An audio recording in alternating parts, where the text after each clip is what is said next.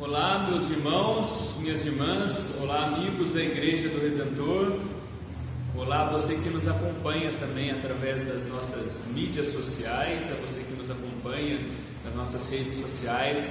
Mais um domingo dessa quarentena, desse tempo de isolamento social, desse tempo único que nós estamos vivendo na história ou no nosso tempo, no nosso século, que nós estamos juntos aqui para compartilhar da palavra do Senhor. Nós estamos juntos para compartilhar daquilo que o Senhor tem para falar conosco.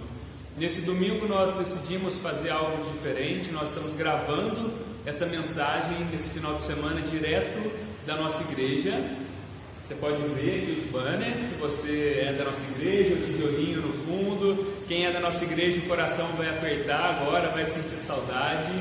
Você vai ouvir o barulho dos carros passando, algumas horas as motos barulhentas, os caminhões, o telhado estalando.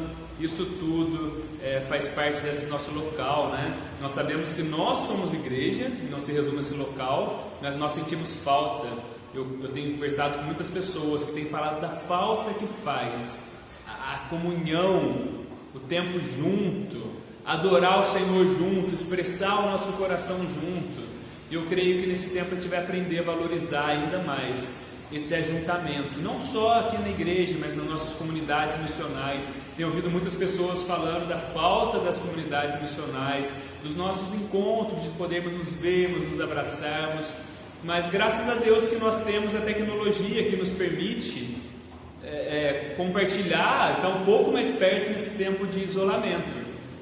Estava pensando esses dias, se isso fosse há 10, 15 anos atrás, possivelmente a gente não teria, estaria muito mais distante, a gente não teria essas oportunidades. Eu creio que no momento, eu não sei se você tem percebido isso, pessoalmente, eu não falo nem fazendo uma leitura externa, mas nos momentos de crise, se você não percebeu isso ainda, você vai perceber.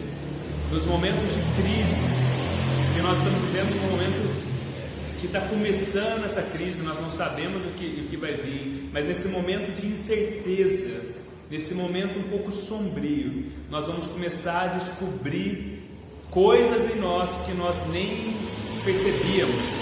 Nós vamos ver que muitas vezes o que nós cremos é diferente das nossas ações, que as nossas ações saem e acontecem muitas vezes de uma forma muito diferente do que as nossas bocas falam.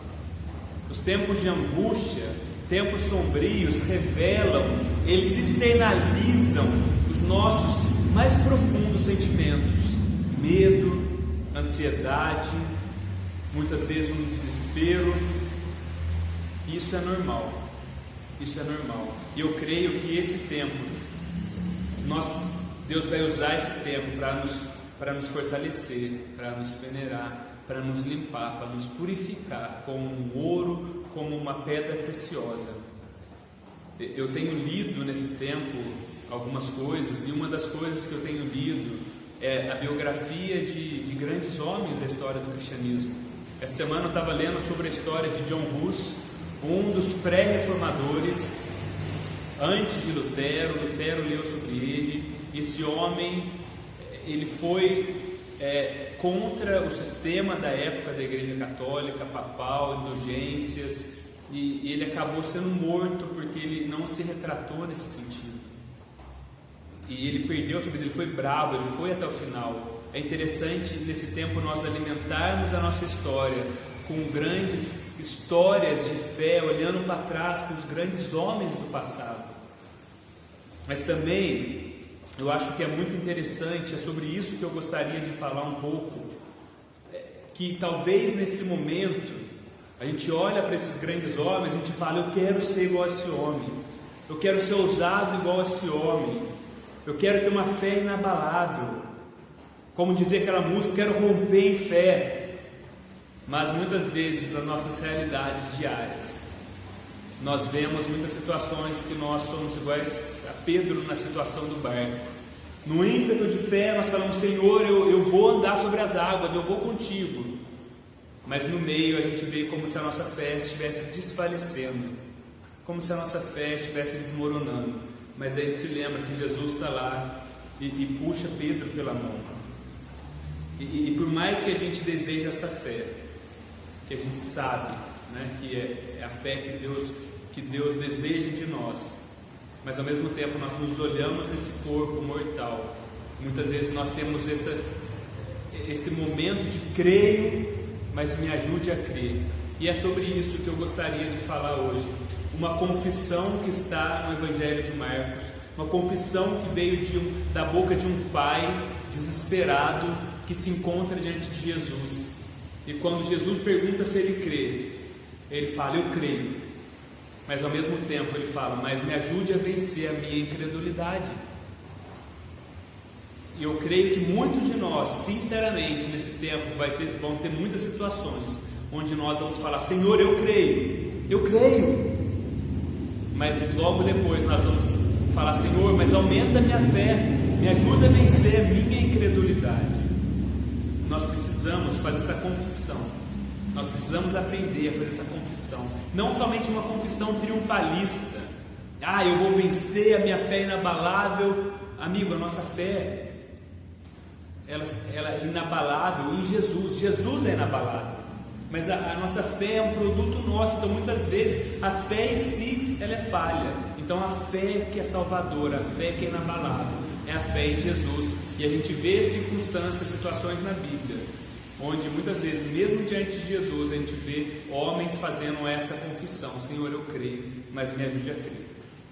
Então vamos ao texto que está em Marcos 9, 14 a 27. Por ser um texto um pouco longo, a gente vai lendo e a gente vai conversando sobre esse texto. Quando chegaram onde estavam os outros discípulos, viram uma grande multidão ao redor deles e os mestres da lei discutindo com eles. Logo que todo o povo viu Jesus, ficou muito surpreso e correu para saudá-lo. Perguntou Jesus: o que vocês estão discutindo? Um homem no meio da multidão respondeu: Mestre, eu te trouxe o meu filho que está com um espírito que o impede de falar. Onde quer que o apanhe, joga-o no chão. Ele espuma pela boca, range os dentes e fica rígido. Pedi aos teus discípulos que expulsassem o espírito, mas eles não conseguiram. Jesus então desce. Se você ler um pouquinho antes, no começo desse capítulo, Jesus desce do monte. Pouco antes, Jesus tem aquele momento de transfiguração, aonde Jesus sobe para orar com 3 dos seus discípulos, Pedro, Tiago e João. E ali, numa experiência arrebatadora, Moisés, Elias aparece, começa a falar com Jesus. Uma voz vem dos céus falando: esse é meu filho amado, ouçam-no. Naquela situação toda, aquilo passa, eles descem. E quando eles vão se encontrar com os discípulos, quando eles chegam nesse local onde estavam os discípulos, Jesus vê como uma roda menor e ao redor uma roda maior. E nessa roda menor estava acontecendo uma discussão. Estava acontecendo uma discussão entre os seus discípulos que estavam ali, que tinham ficado, os 9, e os mestres da lei, os fariseus. E ao redor havia uma multidão observando. Isso lembra, né? Muitas vezes aquelas brigas de escola, onde no meio fica ali 2, 3, 4 pessoas e ao redor a multidão gritando, né? Briga, briga, briga. E Jesus então pergunta: o que vocês estão discutindo? A pergunta de Jesus, ele já chega perguntando: o que vocês estão discutindo? Então o homem sai da multidão, o texto nos diz, e ele explica toda a situação. Toda a situação era devido ao seu filho, que ele havia levado até aquele pai. Aquele homem certamente estava desesperado, certamente o seu coração estava já doído, castigado, que a gente vai ver que o seu filho tinha essa situação desde a infância. E ele leva, quando ele sabe que Jesus está ali, ele leva até Jesus, para que Jesus pudesse curar seu filho. Quando ele chega, não vê a Cristo, ele vê os discípulos, ele pede para os discípulos: por favor, curem meu filho. E os discípulos não são capazes de curar seu filho. Então, dentro dessa situação, começa um debate, começa uma discussão. Os fariseus de um lado, os discípulos de Jesus do outro. O texto não fala qual é o motivo da discussão, mas possivelmente era algum assunto relacionado às coisas teológicas, aquela perseguição que os fariseus tinham com Jesus. Possivelmente eles estavam aproveitando aquela situação para atacar os discípulos de Jesus. E não é de hoje, gente, a situação. Nós vivemos dias no nosso país e no mundo, não só no nosso país, mas especialmente no Brasil, que tem acontecido, e sempre que acontece alguma situação muito grave, uma situação muito difícil, nós vemos muitas vezes grupos surgindo no meio dessas situações, a se aproveitar dessas oportunidades, e começam a discutir, a debater sobre assuntos que são periféricos, sobre ideologias, sobre políticas, se esquecendo que eles estão pisoteando sobre o sentimento das pessoas. No meio daquele caos que estava entre os discípulos e os fariseus, havia um pai com o coração esmigalhado pelo seu filho, que sofria por essa... O texto fala que é uma possessão, é um ataque epilético, né? Mas o texto trata como uma possessão. Nem todo ataque epilético é uma possessão, mas naquele contexto, naquela situação, o texto deixa claro sim que era um problema demoníaco. Então aqueles homens não se importam com o coração do pai. Os fariseus, eles não se importam com a dor daquele pai, e isso é algo que é da religião. A religião, muitas vezes, o homem religioso, ele não se importa com a dor alheia, ele simplesmente quer externalizar o sentimento, ele quer simplesmente ganhar um debate. Isso não é algo dos nossos dias somente, né? Nós vemos muitas vezes nas mídias sociais debates em torno, a culpa é de quem, é isso, e tudo se torna motivo para eu mostrar que o meu lado político, ou que o meu lado ideológico tem mais razão que o seu, e as pessoas se esquecem que por trás disso existem pessoas sofrendo, existem pessoas com o coração doído, assim como aquele pai. Eu não sei se você já esteve diante de situações como a desse pai, com um filho sofrendo por um ataque epilético, eu creio que por volta de uns 15 a 18 anos atrás, foi uma fase na minha história, na história da minha família. Eu tenho uma irmã mais velha que por alguns bons anos, uns 2, 3 anos, ela sofreu muito com problemas de epilepsia. Eu me lembro de certa vez estar trabalhando e alguém chegar no balcão da empresa que eu trabalhava e falar: você é irmão de fulano, sim, você pode correr até aqui, a sua irmã está tendo um ataque e ela caiu no meio da rua. E eu me lembro de chegar, quando cheguei nesse local, a minha irmã estava caída, muitas pessoas ao redor, e quando eu olhei para sua face, ela estava com a face toda machucada, a boca cortada, num certo sentido até um pouco desfigurada, precisou até de algumas cirurgias, e o bombeiro chegou e levou ela, e ela depois ficou bem. Mas eu lembro que nesse tempo, muitas vezes num dia eram 3, 4 ataques, e eu me lembro que muitas vezes a minha oração para o Senhor era: Senhor, por que o Senhor está permitindo isso tudo? Deus meu, por que o Senhor permite isso? Por que o Senhor está permitindo isso acontecer? Eu lembro que muitas vezes sentado à beira da janela, olhando para os céus, falando: Senhor, por que o Senhor tem permitido a gente passar por isso? E eu não posso imaginar a dor de um pai ao ver um filho desde pequeno passando por essa situação. E a gente sabe que muitos pais, que muitas famílias sofrem com situações similares. Mas ainda assim, o que nos chama atenção nesse texto é que esses homens, os fariseus e até os discípulos de Jesus, eles por um momento se esquecem das pessoas que estavam sofrendo, para levantar os seus debates ideológicos, para levantar suas visões políticas. Irmãos, existe momento existe local adequado para os nossos debates. Nós precisamos ter muita sensibilidade. Nós precisamos ter muita sensibilidade como nós nos posicionamos e o porquê nós nos posicionamos em muitas situações. O olhar do Evangelho nunca é um olhar de indiferença para o próximo. Não existe lugar para nós mantermos os nossos orgulhos, as nossas convicções, quando nós estamos perante Cristo. Quando nós estamos perante Cristo, nós somos humilhados ao ver que aquele que tinha toda a sua glória, ele se importa com a condição humana. Se você olhar para Jesus, ele se entregava por completo a cada situação, com cada pessoa. Jesus não usava essas situações para fomentar uma discussão ou um debate nesse sentido com pessoas feridas e machucadas, mas Jesus as amava, Jesus se entregava a elas. Então o diálogo ali continua e Jesus então fala: ó geração incrédula. Jesus dirige aos seus discípulos: ó geração incrédula, até quando estarei com vocês? Até quando eu terei que suportá-los? Tragam-me o menino.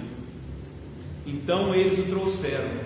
Quando o Espírito viu Jesus, imediatamente causou uma convulsão no menino. Este caiu no chão e começou a rolar, espumando pela boca.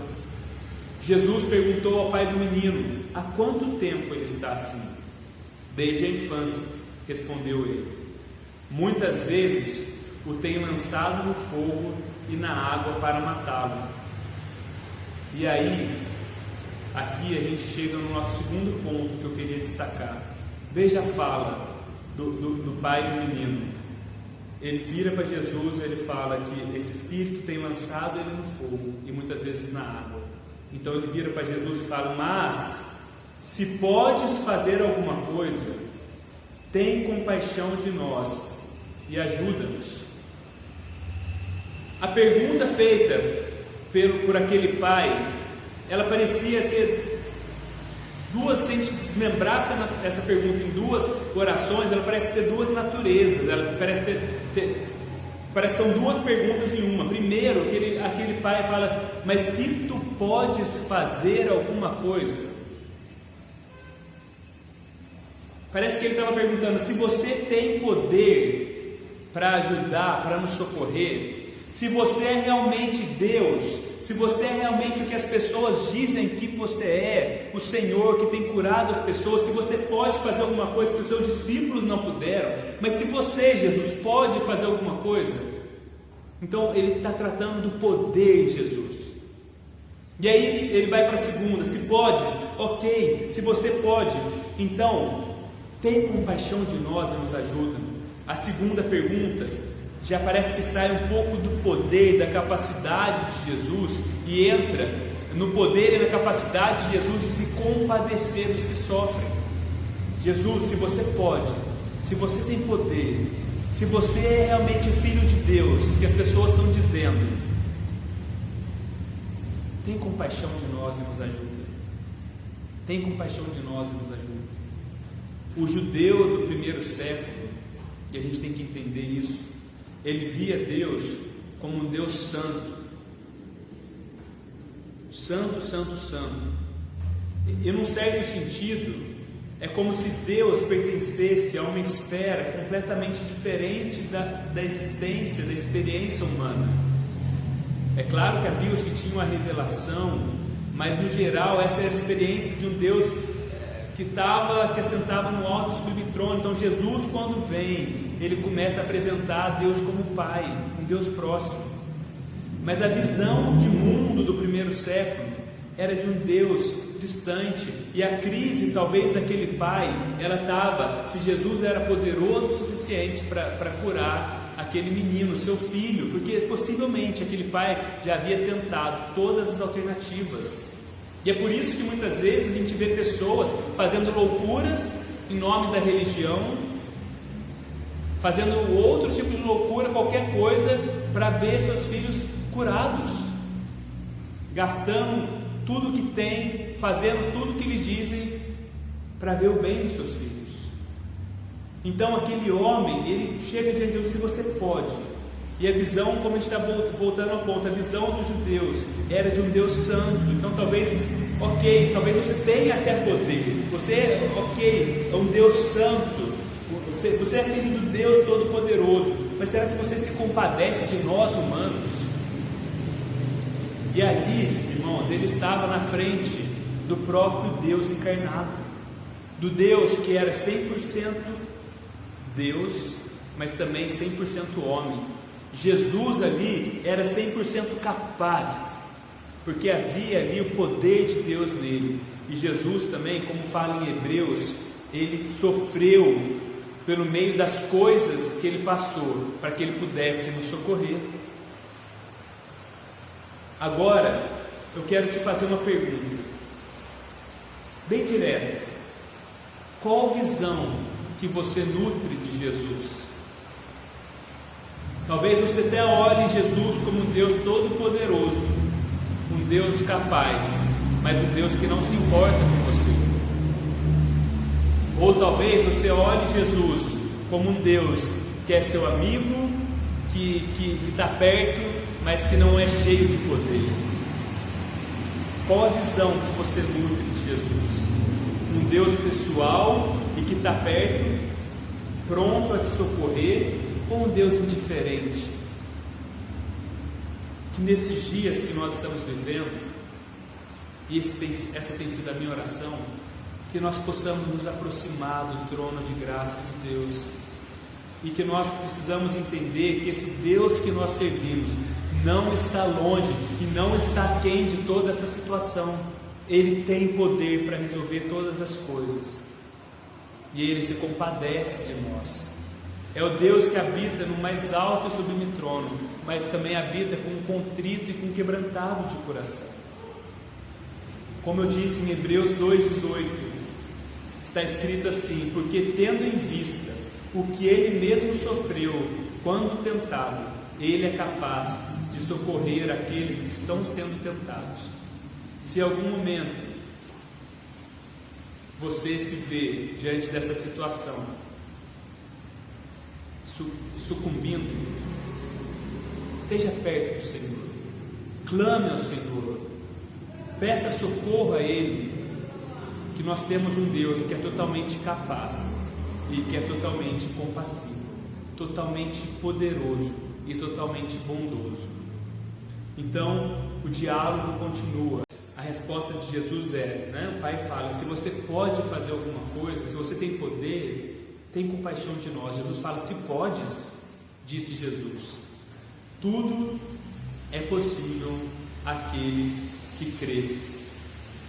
Tudo é possível àquele que crê. A gente tem que ser cuidadoso aqui, porque esse texto muitas vezes usado fora de contexto, muitas pessoas vão falar: viu, tudo é possível, eu posso qualquer coisa, eu só preciso crer. Não, se fosse assim, aquele pai já teria seu filho curado quando os discípulos estiveram com ele. A fé em Jesus e o instrumento da cura é o poder de Deus, é o poder de Deus, e não a extensão da nossa fé. Veja que Jesus foi capaz de expulsar o demônio e de curar aquele menino, e os discípulos não. Então quando Jesus fala: se podes, tudo é possível que crê, esse é o ponto que eu queria chegar na nossa mensagem. A resposta do Pai, Ele logo exclama, logo após ao que Jesus fala: Senhor, eu creio, mas ajuda-me a vencer a minha incredulidade. A resposta daquele pai é: eu creio, mas talvez naquele momento ele dá um passo atrás, e talvez venha à sua mente todas as vezes que ele disse que ele cria e talvez nada tivesse acontecido, e talvez naquele momento ele vê que a sua fé não é uma fé tão robusta quanto ele pensava. Ele fala: eu creio, mas ajuda a vencer minha incredulidade. Algumas outras versões vão falar: eu creio, mas aumenta a minha fé. Ele vê os traços de fé no coração dele, mas ele também vê traços de incredulidade diante de toda aquela situação. O coração daquele homem possivelmente já estava castigado diante das tentativas e de todas as situações onde ele buscou a cura do seu filho. Ele não se vê, talvez, rompendo em fé. Talvez ele veja a si mesmo, aquele pai, naquele momento, com a sua fé desfalecendo, ele tentando se agarrar em algo, crendo, mas ao mesmo tempo descrendo. E ele está ali diante de Jesus, e ele faz essa confissão maravilhosa, gente. E não tem como, ao ver essa confissão, não nos lembrar de Pedro.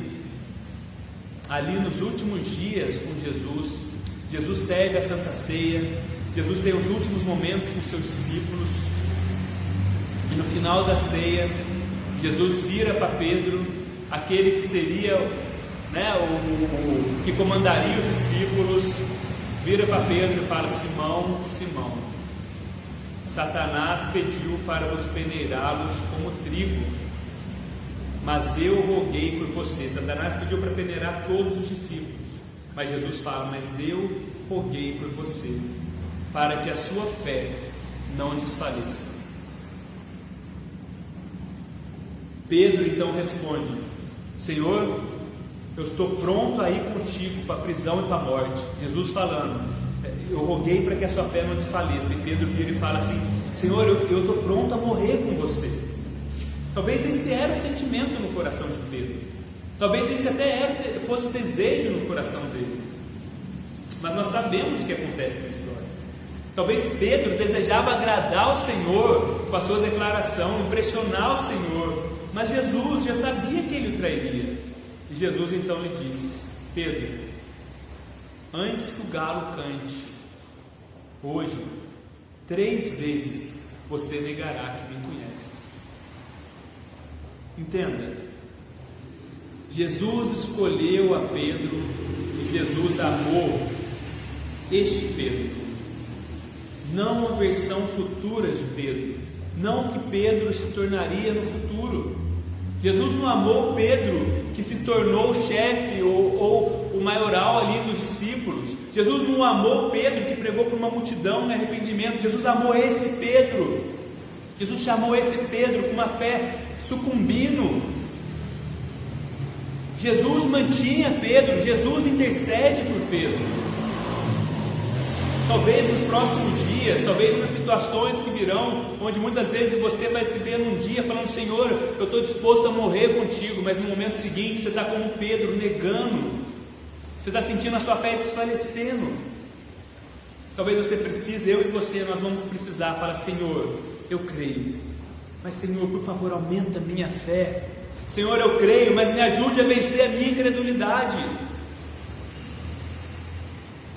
Senhor, me ajude. Gente, isso é uma confissão do Evangelho. Deus não tem crise com a sua crise.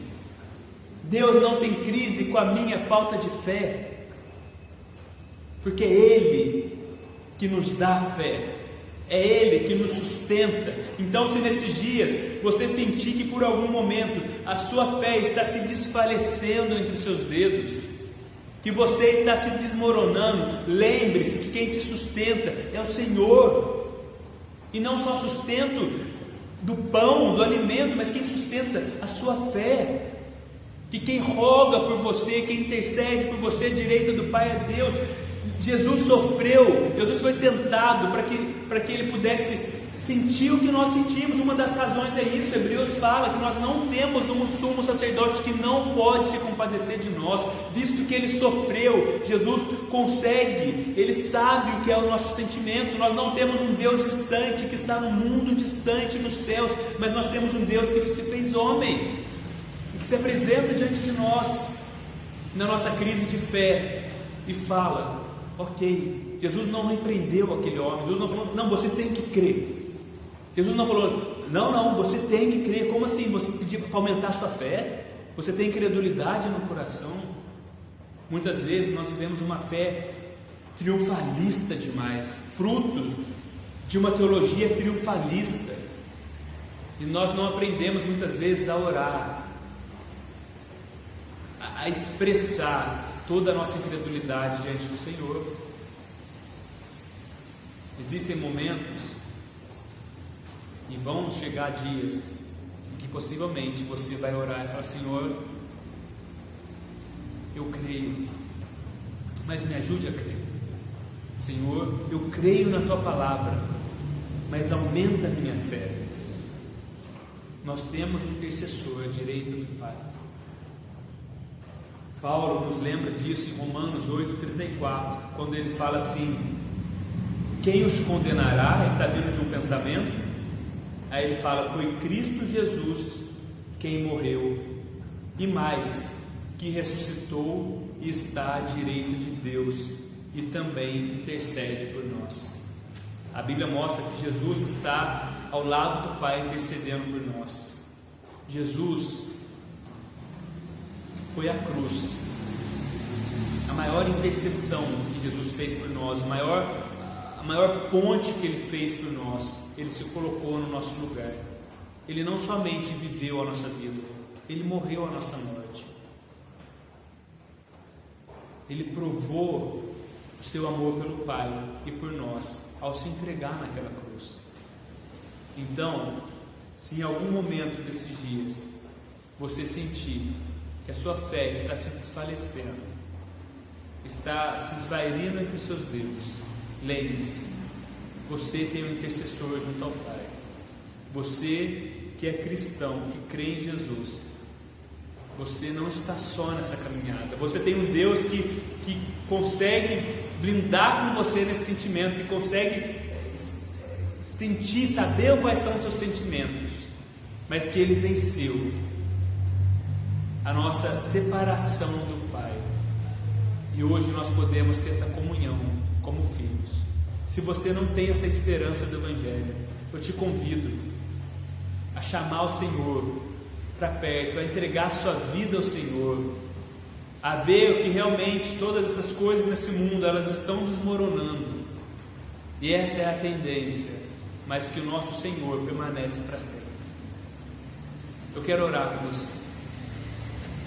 Senhor Deus, eu oro pelos meus irmãos, pelas minhas irmãs, eu oro por mim, eu oro para que o Senhor mantenha a nossa fé, para que o Senhor aumente a nossa fé, para que o Senhor fortaleça-nos, que quando as notícias que podem vir muitas vezes ruins nesse tempo, seja de saúde, seja de economia, seja de ansiedade, quando elas vierem, que nós nos lembremos que nós temos um advogado junto ao Pai, que nós temos Cristo como nosso intercessor, como aquele que roga por nós,